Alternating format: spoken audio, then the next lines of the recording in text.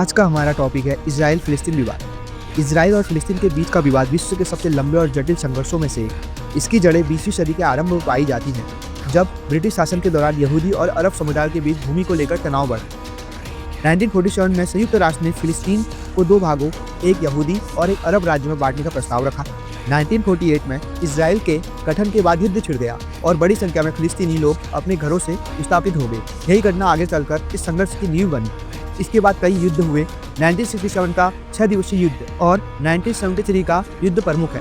1967 में इजराइल ने West Bank, Gaza पट्टी और पूर्वी यरूशलेम पर नियंत्रण कर लिया। फिलिस्तीनियों के लिए क्षेत्र उनके भविष्य के स्वतंत्र देश की आधारशिला माने जाते हैं। यरूशलेम दोनों पक्षों के लिए धार्मिक और ऐतिहासिक दृष्टि से अत्यंत महत्वपूर्ण है, इसीलिए यह विवाद का मुख्य संवेदनशील मुद्दा बना हुआ है। समय समय पर शांति वार्ताएं हुई, जैसे ओस्लो समझौता, परंतु स्थायी समाधान नहीं निकल सका। एक और इजराइल अपनी सुरक्षा को लेकर चिंतित रहता है, वहीं दूसरी ओर फिलिस्तीनी लोग स्वतंत्र राज्य और सम्मानजनक जीवन की मांग करते हैं। गाजा और वेस्ट बैंक में रहने वाले आम नागरिक हिंसा, गरीबी और असुरक्षा से जूझते रहते हैं। इस संघर्ष का मानवीय पक्ष अत्यंत दुखद है। बच्चों, महिलाओं और बुजुर्गों सहित लाखों लोग प्रभावित हुए। अस्पताल, स्कूल और घर नष्ट हो जाते हैं, जिससे सामान्य जीवन ठप हो जाता है।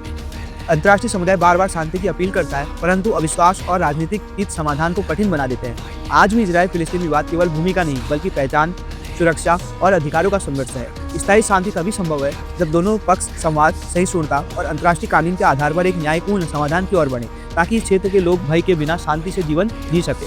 धन्यवाद। Thanks for watching. Like, comment and subscribe World Lens.